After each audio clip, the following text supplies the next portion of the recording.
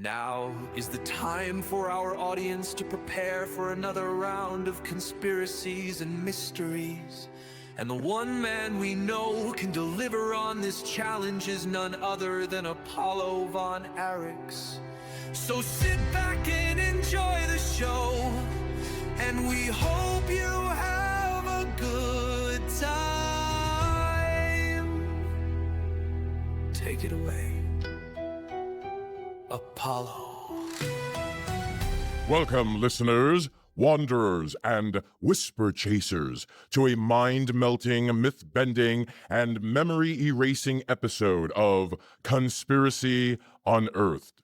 I am Apollo von Aryx, your librarian of lost legacies, your scribe of suppressed stories, your architect of alternative archaeology. We descend into the Nexus, a collision point where the sacred meets the silenced, and where three of the most disjointed conspiracies ever whispered about in basements, bunkers, and boardrooms, the Hopi prophecies, the Hollow Earth, and Hitler's Fourth Reich, somehow interlock like ancient gears in a forgotten machine. This isn't a theory. This is the script behind the script. This is the echo of truth they hoped would never be heard again. A delightful cocktail of madness, myth, and modernity. Wouldn't you agree? Now, before we dig into today's episode, a little disclaimer. My mission here isn't to tell you what to believe. I'm not here to debunk or endorse any particular conspiracy. I'm just laying it all out there, examining every angle, diving into the texts, the stories, and the ancient ruins. I'm just looking for those thought-provoking connections, those nuggets of insight to make you go, I never really thought of it that way.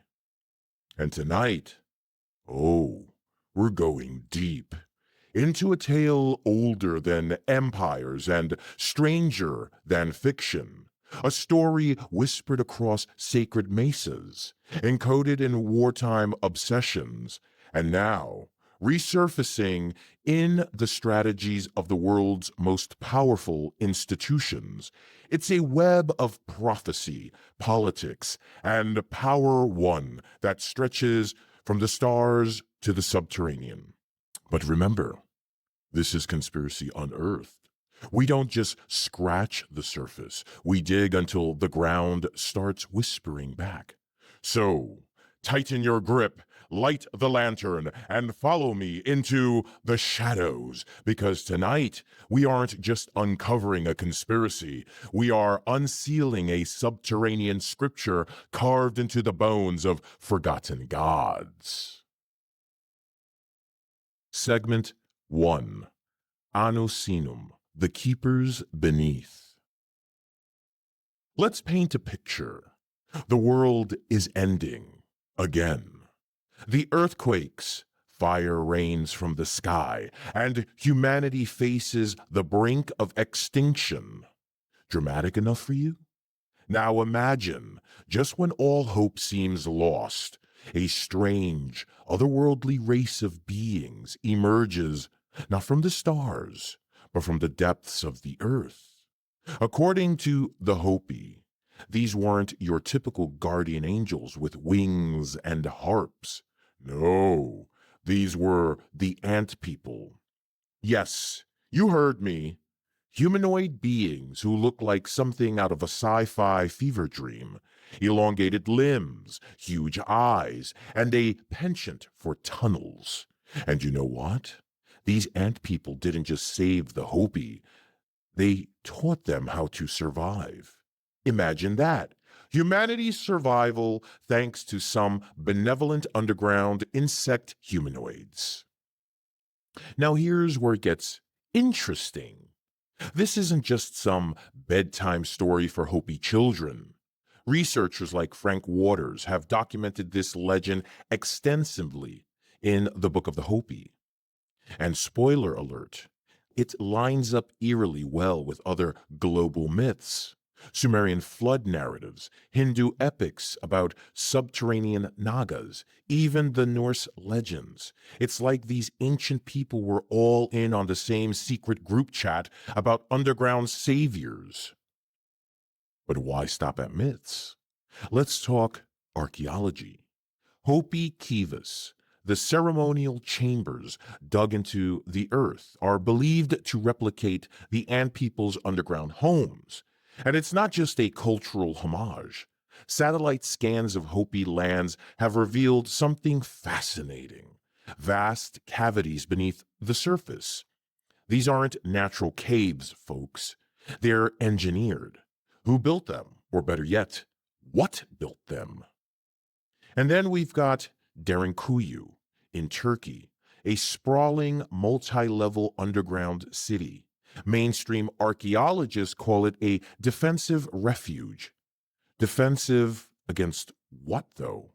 The sheer scale of this thing screams long-term habitation, not just hiding out from marauding invaders. Could Derinkuyu and Hopi tunnels be part of the same global network? Of course, this is where the plot thickens. Enter Heinrich Himmler, Nazi occult enthusiast and head of the NRB, the SS's research division. Himmler's team wasn't just hunting for artifacts. They were looking for proof of advanced ancient races. Rumors suggest they believed the Hopi and their ant people were part of a lost Aryan lineage. Creepy, isn't it? And here's a curveball.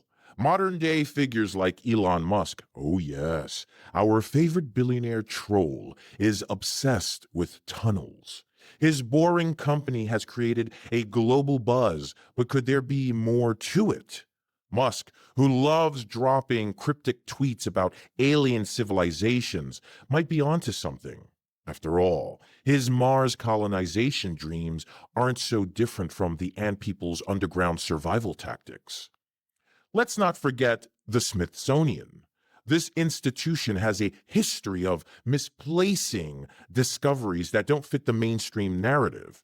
Reports of unusual skeletons, humanoid, insectoid, call them what you want, keep surfacing in the American Southwest, and yet they vanish faster than government files on UFOs. Convenient, isn't it? Then there's Pope Pius XII. During World War II, he allegedly received intelligence about Nazi expeditions linked to subterranean realms. Could the Vatican archives hold documents connecting the Ant people to ancient biblical accounts? After all, religions love a good underworld story. But wait, there's more. Let's jump forward to the modern era and our favorite villains, Klaus Schwab of the World Economic Forum and Larry Fink of BlackRock. Schwab, with his Bond villain charm, has been preaching about underground cities for years. He calls it sustainability. I call it suspicious. And then there's Fink, whose $10 trillion empire has been quietly funding subterranean infrastructure projects. Why? Are they preparing for rising seas or preparing for a subterranean future only the elite will access? Connect the dots, my friends. The Smithsonian buries the past. Schwab and Fink shape the future, and the Hopi sit in the middle, holding on to prophecies no one wants to listen to. Meanwhile, the Anu Sinom, if they're still out there, might be watching, deciding whether we're worth saving. Spoiler alert, we probably aren't. So, what do we have here? The Hopis and people aren't just myth. They're a thread tying together ancient legends, hidden tunnels, suppressed evidence, and yes, modern-day power players. But we're only scratching the surface. Let's go deeper, literally, into the theory of the hollow earth. Segment 2, Hollow Earth, where myth meets reality. All right, folks, let's take a moment. Hollow Earth. It sounds like the title of a bad B movie, doesn't it? But hear me out. This theory has captivated some of the brightest and most dangerous minds in history. Let's connect the dots. The idea of a hollow earth isn't a new one. In fact, it dates to the 17th century mathematician Edmund Halley, the comet guy. Halley wasn't just gazing at the stars, he was also puzzling over anomalies in the Earth's magnetic field. His solution? A theory that the Earth consisted of concentric spheres, each separated by a thin crust with openings at the poles. It was bold, it was bizarre, and it was largely ignored. Fast forward to the 19th century, and along comes John Cleves Symmes Jr., a man so convinced of the hollow earth theory that he proposed expeditions to the poles to find the massive entrances he believed existed there. Symmes even lobbied Congress for funding, because who wouldn't want to bankroll a journey to the Earth's inner paradise? Congress, unsurprisingly, said no. But the theory gained a cult following nonetheless. First up, Admiral Richard E. Byrd. In 1947, this decorated Navy officer reportedly flew over the North Pole and described seeing lush green valleys, rivers, and, wait for it, advanced beings. Sounds like science fiction, right? But Byrd's alleged private diaries tell a different story. He claimed these beings were technologically superior and warned him about humanity's destructive ways. So why was Operation High Jump, his Antarctic mission, suddenly cut short? What did they find? Next, let's talk geopolitics. Halford Mackinder, Winston Churchill's trusted geographer, developed the Heartland Theory. According to him, controlling Central Eurasia was the key to global domination. Why? Because it supposedly hid access to vast, unexplored subterranean realms. Was Mackinder's strategy rooted in knowledge of the Hollow Earth? And speaking of strategies, let's fast forward to modern times. Klaus Schwab, the man who makes every James Bond villain look like an amateur, has taken a peculiar interest in Antarctica. He hosted panels at Davos discussing the continent's potential. Potential for what exactly? Resources or a gateway to something buried beneath the ice? And then there's Donald Rumsfeld. In 2002, under the guise of scientific research, he authorized deep penetrating radar missions in Antarctica. Publicly, these were about mapping the ice sheet. Privately, whistleblowers claim the radar revealed cavernous voids, some containing unexplained structures. But wait, we're not done. Vladimir Putin has been unusually quiet about Siberia's unexplored underground caverns. In the 2000s, Russian scientists detected low-frequency vibrations emanating from these depths. Classified immediately. What's Putin hiding? And then we have Jeff Bezos. Billionaires love playing Indiana Jones, don't they? Bezos has poured millions into expeditions in the Amazon and Antarctica. Officially, he's looking for biodiversity. Unofficially, rumor has it he's hunting for anomalies, things that could confirm hollow earth theories. NASA isn't innocent either. Back in the 1970s, they studied polar magnetic anomalies. What did they find? Fields bending inward near the poles remain classified. But doesn't that scream entrance to hollow earth? The hollow earth theory may sound like the stuff of science fiction, but when you piece together the myths, The stories and the suspiciously coincidental actions of governments and corporations, it starts to look a lot more plausible. But here's the real question. If Bird's account is true, and there really is a thriving civilization beneath us, what role might they play in the events to come? Are they waiting for us to destroy ourselves, ready to emerge as the Anu Sinom once did for the Hopi? Or are they biding their time, ensuring that only the worthy, or perhaps the elite, gain access to their sanctuary? So, what are we left with? A Nazi obsession with tunnels, a billionaire digging in the Amazon, and global leaders poking around Antarctica. And yet, mainstream science calls this nonsense. Coincidence? I think not. What's really beneath our feet? A myth? A refuge? Or a secret so damning it's been buried, literally and figuratively, for centuries? Stick around. We're diving into something far darker, a theory about collective consciousness and the hive mind. Segment 3. The hive mind, assimilation of the underground. Ah, the hive mind. Sounds like a sci-fi trope, doesn't it? But let's put the tinfoil hats on, but for a moment, and ask ourselves, what if the idea of a hive mind isn't fiction? What if it's deeply rooted in our myths, histories, and, brace yourselves, in the underground civilizations we've been discussing? Let's start with the ant people. Think about it. Ants operate as a collective, a hive. No individualism, no ego, just a singular focus on the survival of the colony. The Hopi described the Anu Sinom as organized, cooperative, and unfailingly loyal to their community.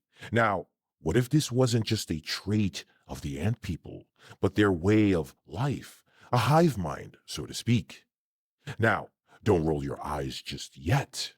The concept of a hive mind, where individuality is absorbed into a collective consciousness, has appeared in various legends and even modern science.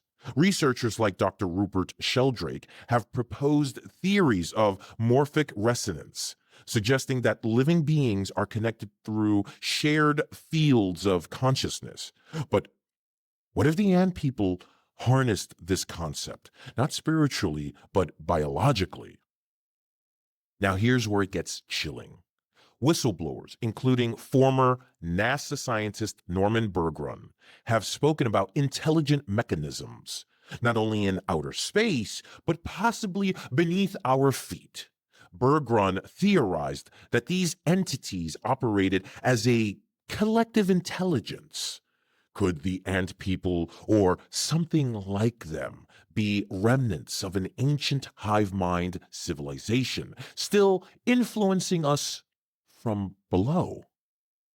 I know, some of you may say, all right, Apollo, this is wild, but let's connect it to modern elites, because they're always part of the story. Enter the World Economic Forum. Klaus Schwab, with his grand plans for a great reset, has openly discussed concepts that sound eerily similar to hive mind assimilation. One of his pet projects involves advancing brain-computer interfaces to merge human consciousness with artificial intelligence.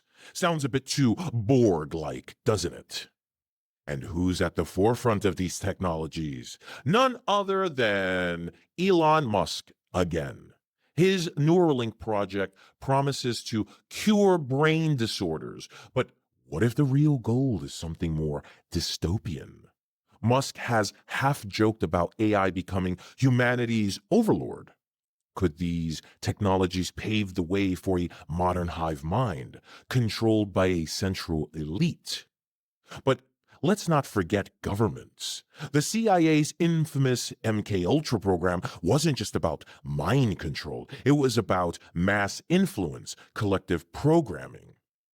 Declassified documents reveal experiments on group synchronization and hive-like behavior. Was the CIA inspired by ancient underground legends of collective consciousness? And this isn't just a modern obsession. Nazi occult researchers like the Anunnaki believed in a pure Aryan race consciousness. They theorized that ancient underground beings, perhaps the ant people, had mastered a unified collective mind. They sought to replicate this for their Fourth Reich, with whispers of secret experiments in Antarctic bases. So, what are we seeing here? A pattern. From ancient myths to modern neuroscience, the hive mind keeps reappearing. Is it just coincidence, or are we piecing together a much larger picture? A picture where the ant people weren't just underground saviors, they were pioneers of collective intelligence, a trait that modern elites are desperate to replicate. But perhaps the most unsettling thread, the one most tightly wound around our collective throat, is the ideology itself. The symbols, the sentiments, the structure of the Third Reich didn't vanish in that Berlin bunker. They metastasized, spread, rebranded. The idea of a superior class destined to survive while the masses perish, that doctrine isn't dead. It's been digitized, sanitized, and institutionalized. Look closely at the modern elite, at the meetings in Davos, the private island summits, the bunker tours marketed as climate resilience. The language is different. The intent is not. So when we speak of the Fourth Reich, we're not just invoking swastikas and stormtroopers. We're talking about philosophy of supremacy repacked as futurism. We're talking about eugenics rebranded as genetic optimization, about social control hidden in algorithmic efficiency, and about salvation reserved for the few, hidden beneath layers of steel, concrete, and secrecy. If Hitler sought refuge beneath the earth, perhaps his dream didn't die there. Perhaps it planted roots. Segment 4. Antarctica and the Fourth Reich, a frozen legacy. All right, folks. If you thought we were venturing into the absurd before, buckle up, because now we're heading to the coldest, most remote, and most mysterious place on Earth, Antarctica, the land of perpetual ice, and, as some believe, perpetual secrets. Let's start with the basics. Antarctica is the only continent on the planet without a permanent civilian population. Why? Sure, it's inhospitable, but so is the Sahara, and yet people have managed to carve out lives there. Could it be that Antarctica's isolation isn't just a product of its climate, but a deliberate effort to keep something, I don't know, hidden? And here's where the Nazis come in. Yes, the Nazis. During World War II, Germany launched Operation Ritzschur, a secret expedition to Antarctica. Officially, it was about scouting whaling opportunities. Unofficially, documents suggest they were looking for a refuge to establish the so-called Fourth Reich, a continuation of Hitler's vision after the fall of Berlin. Now, before you call me crazy, let's talk about the New Schwabenland. That's the name the Nazis gave to a chunk of Antarctica they supposedly claimed. According to conspiracy lore, they established underground bases here. Complete with advanced technology they had been developing, some of it, they believed, inspired by ancient otherworldly sources. And wouldn't you know it, post-war rumors about Nazi activity in Antarctica just don't go away. Admiral Richard E. Byrd, remember him from the Hollow Earth theory, led Operation High Jump in 1947, a U.S. military mission that, on paper, was about training troops in cold conditions, but insiders have suggested otherwise. Some say Byrd's fleet encountered hostile forces in Antarctica, aircraft that defied conventional physics. Others claim Byrd was pursuing remnants of the Fourth Reich. Here's where it gets weirder. Declassified CIA documents reveal that after World War II, thousands of Nazi scientists were secretly brought to the U.S. under Operation Paperclip. While most of them worked in aerospace or medicine, whispers suggest that some were dispatched to classified Antarctic expeditions. And if you think this is all just historical fantasy, let's talk about modern connections. Who has a major interest in Antarctica today? None other than our favorite cabal of global elites, the World Economic Forum. Klaus Schwab himself has described Antarctica as an untapped potential, and WEF panels have hinted at the region's importance for the future of humanity. Sounds innocent enough, right? But ask yourself this. Why has the WEF quietly funded advanced research stations in Antarctica? Let's not forget the strange structures beneath the ice. Satellite imagery has revealed pyramid-like formations that mainstream science calls natural. Natural, yeah, sure, because triangular mountains are so common. Could these be remnants of an ancient civilization? The kind that inspired both Nazi expeditions and modern elite interest?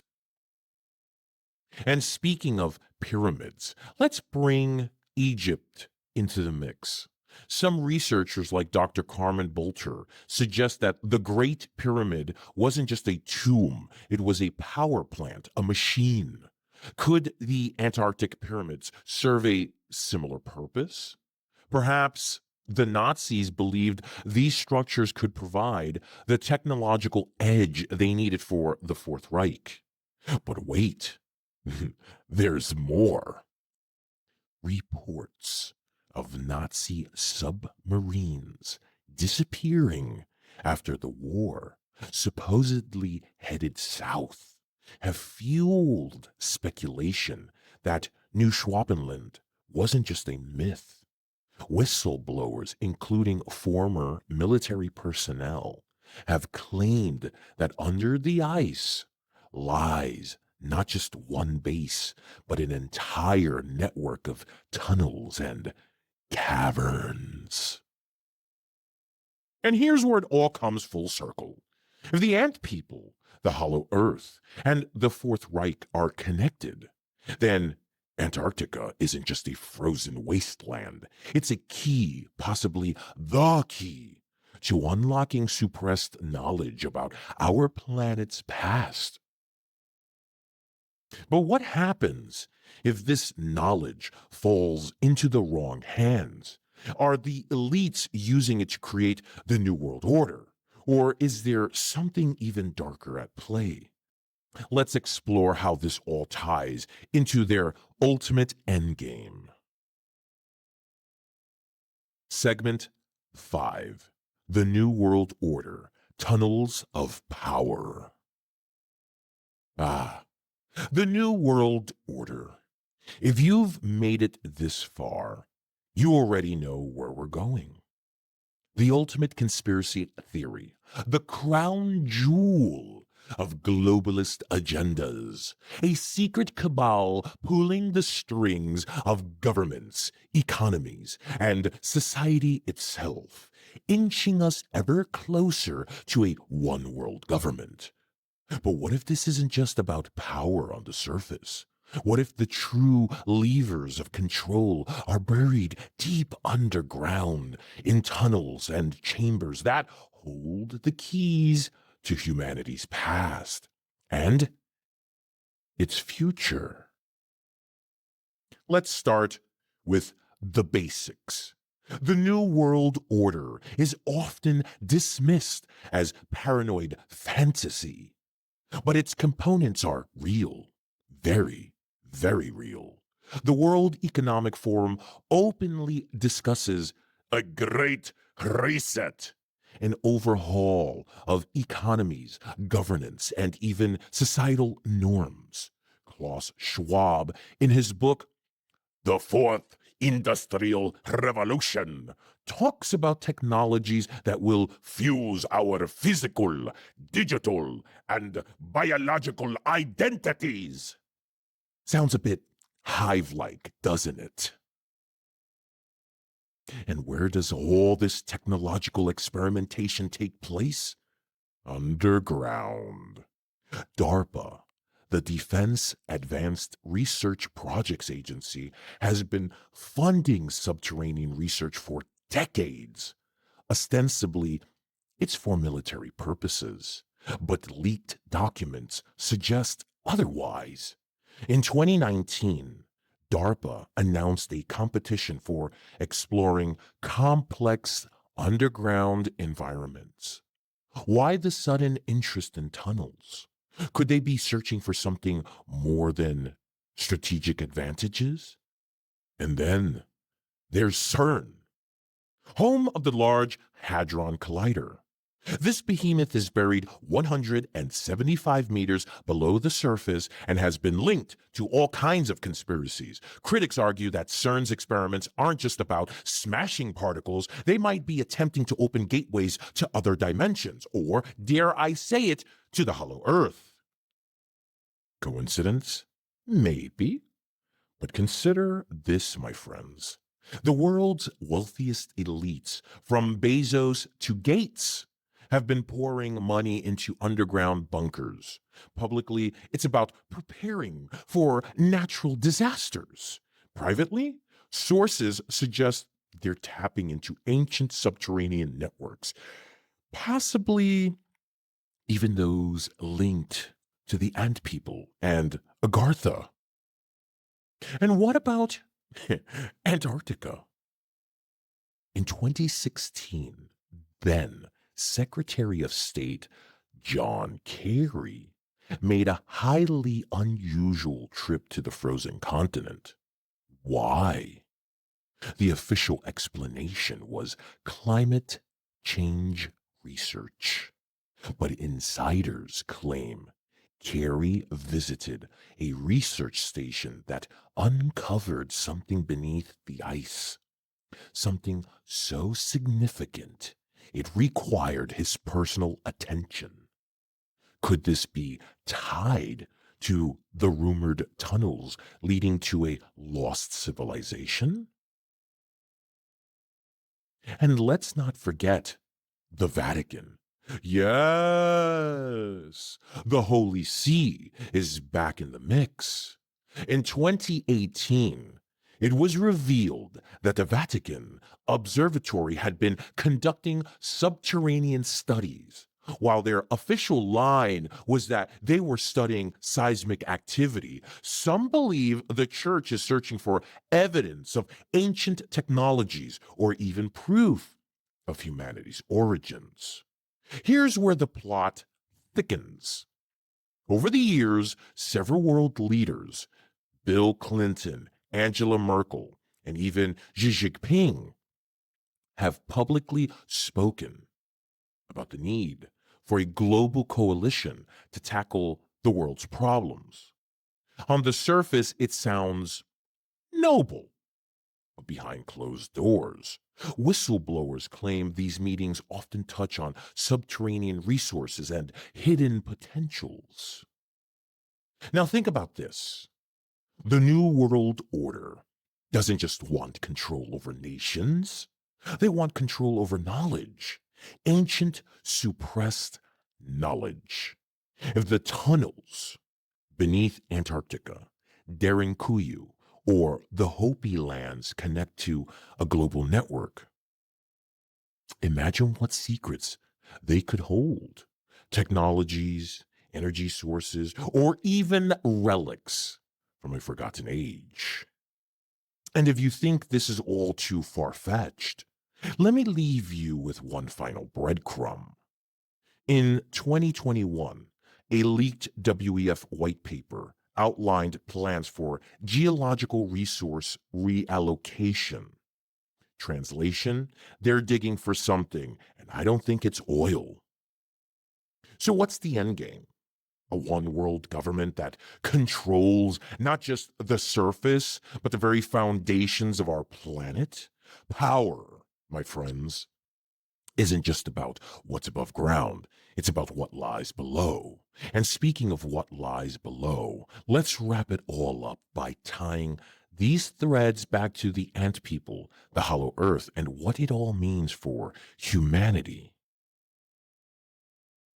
Segment 6. The Convergence. What lies beneath and beyond. So here we are, my friends, at the final descent. We've journeyed through ancient Hopi legends, whispered about hidden realms, followed the icy trail to Antarctica, and unveiled the shadowy ambitions of the New World Order. But now, it's the time to tie it all together. What does it mean? What connects the ant people, the hollow earth, the hive mind, and the elites vying for control of everything above and below the surface? Let's start with the ant people. The Hopi believed these beings saved humanity, guiding them underground during cataclysms. But what if the ant people weren't just saviors? What if they were survivors themselves? An ancient, advanced species that retreated underground to escape a catastrophe on the surface. Their story mirrors the legends of Agartha, the Hollow Earth, and Derinkuyu. Could all these myths be fragments of the same truth, a forgotten chapter of our history? And then there's the question of why modern elites are so obsessed with subterranean realms. Let's connect the dots. Klaus Schwab and the WEF talk about the Great Reset, a restructuring of society as we know it. Elon Musk digs tunnels while dreaming of colonizing Mars. DARPA funds underground exploration, and CERN experiments with forces we barely understand. What if they're all searching for the same thing? A key to ancient technologies or knowledge hidden beneath the Earth's surface. But why now? Why this sudden, almost frantic interest in the underground? Think back to the legends. The ant people saved humanity during apocalyptic cycles. Could we be on the brink of another global catastrophe? One the elites already know about? Are they preparing to retreat underground, leaving the rest of us to fend for ourselves on the surface? And let's not forget Antarctica. If the hollow earth is real, and let's be honest, we've seen too many breadcrumbs to dismiss it entirely, then Antarctica is the most likely gateway. The pyramids beneath the ice, the Nazi expeditions, Admiral Byrd's encounters and the mysterious research missions by modern governments all point to something extraordinary. Could the ant people or their descendants still be there, waiting in the shadows? Now, you might be thinking, Apollo, this is too much. Benevolent insect humanoids, underground civilizations, global elites conspiring to control us from secret tunnels? But here's the thing. Every great conspiracy theory has one thing in common: people in power desperately trying to suppress it. The Smithsonian hiding skeletal discoveries, NASA classifying polar anomalies, governments refusing to disclose what they find beneath the ice. What are they so afraid of? And here's where it gets even darker. The hive mind. If the ant people or whatever lies beneath function as a collective consciousness, could the elites be trying to replicate that for their own purposes? The WEF's obsession with merging humans and machines, Musk's Neuralink, and DARPA's mind control experiments all point to one chilling possibility: assimilation, a world where individuality is erased and everyone marches to the beat of a single centralized authority. Sound familiar? So, what happens next? If the ant people's prophecy is true, humanity will face another great cataclysm. The question is, who will guide us this time? The ant people? Emerging once more to save those worthy of survival, or the elites hoarding ancient knowledge and technologies to ensure their own survival while leaving the rest of us behind? Here's what I think. The connections are too strong to ignore. The ant people weren't just a myth, they were a warning about the dangers of hubris, of forgetting our past, and of blindly trusting those in power. The tunnels, the hollow earth, the hive mind, the new world order, it's all part of the same story, cut and dry. And whether we like it or not, that story isn't over. But make no mistake, the clock is ticking. Whether it's fire, ice, floods, or something we can't even imagine, the next great cataclysm is coming. The question is, will we face it together, or will we leave it to the elites, the institutions, and the shadowy figures lurking in their underground bunkers to decide who survives and who doesn't? Because maybe, I don't know, the greatest conspiracy isn't that they've hidden the truth, it's that they've built a world so loud, so fast, and so forgetful that we stopped looking for it. So here's your shovel, listener, because the Anu Sinom isn't just part of the past. They're the blueprint, the warning, and maybe, just maybe, the judges of who gets through the next door. History doesn't repeat itself, it waits. And somewhere beneath your feet, it's listening. They told us these were myths, fringe ramblings, historical fiction. But if tonight taught us anything, it's that the most dangerous secrets are the ones hidden in plain sight. The deeper we dig, the more the puzzles make sense. So keep digging, because eventually you won't just uncover a conspiracy. You'll unearth the design. This has been Conspiracy Unearthed. Don't forget to like, follow, and subscribe. And remember, stay curious, stay critical, and never stop questioning. This is Apollo von Aryx, signing off. In a world where mysteries lie and conspiracies abound. Only one man can truly unearth the hidden knowledge. Join him as he takes us on a journey of the unknown. The man, the myth, the legend, Apollo von Aryx. And that's the end of our show. Please join us again next time as we